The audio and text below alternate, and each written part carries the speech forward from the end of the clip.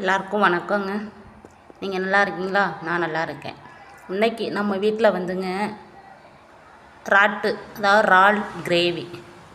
அதுக்கு தேவையான பொருட்கள் வந்து சோம்பு வச்சுருக்கேன், சீரகம் வச்சுருக்கேன், மிளகு வச்சுருக்கேன், பூண்டு வச்சுருக்கேன், லைட்டாக தேங்காய் வச்சுருக்கேன், ஒரு துண்டு இஞ்சி வச்சுருக்கேன், லெமன் வச்சுருக்கேன், ஒரு பெரிய வெங்காயம் வச்சுருக்கேன்,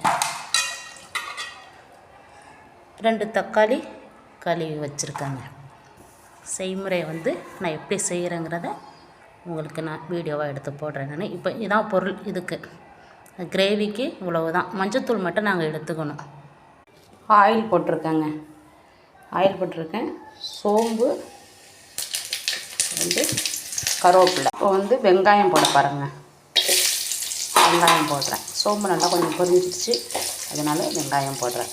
வந்து நல்லா கண்ணாடி பதத்துக்கு வந்துருச்சு. இப்போ வந்து தக்காளி சேர்த்துக்கிறாங்க. சீக்கிரம் வதங்கணுங்கிறதுனால லைட்டாக உப்பு போட்டுக்கிறேன். இப்போ வந்து நான் அரைச்சி வச்சுருந்த மசாலா எல்லாமே இதில் சேர்த்துக்கிறாங்க. மிளகு, ஜீரகம், சோம்பு, பூண்டு, இஞ்சி எல்லாமே இதில் சேர்த்து வதக்கி மஞ்சத்தூள் இப்போ சேர்க்க போகிறாங்க. மஞ்சத்தூள் 1 ஸ்பூன் சேர்த்துருக்கேன். தேவையான அளவு வந்து மிளகாத்தூள் சேர்த்துக்கிறாங்க. இறாலை சேர்த்துக்க போகிறாங்க. இதுக்கு தண்ணி நம்ம எதுவும் சேர்க்க வேண்டாம், ஏன்னா இறால்லேருந்து நமக்கு தண்ணி வரும். அதனால் வந்து நான் இறாலை இப்போ சேர்த்துக்கிறேன்.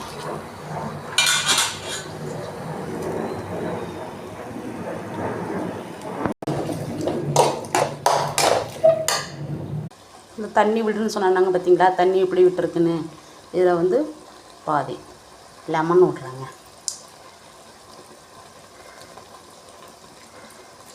ரொம்பவும் புளிப்பாக இருக்கும். ஒரு பழம் போட்டோம்னா இதுக்கு பாதி போகிறோம்.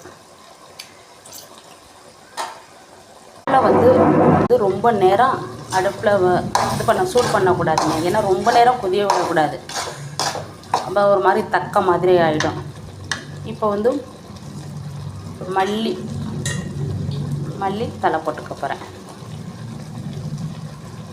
வீடியோவை ஃபுல்லாக பாருங்கள். என்னோடய சமையல் உங்களுக்கு பிடிச்சிருக்கா? ஏதாவது குறைகள் இருந்தால் எனக்கு கமெண்ட் பண்ணுங்கள்.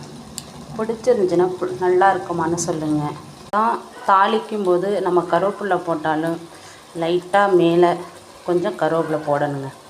அப்போ தான் அதோட மணமும் நல்லாயிருக்கும், டேஸ்ட்டும் நல்லாயிருக்கும்.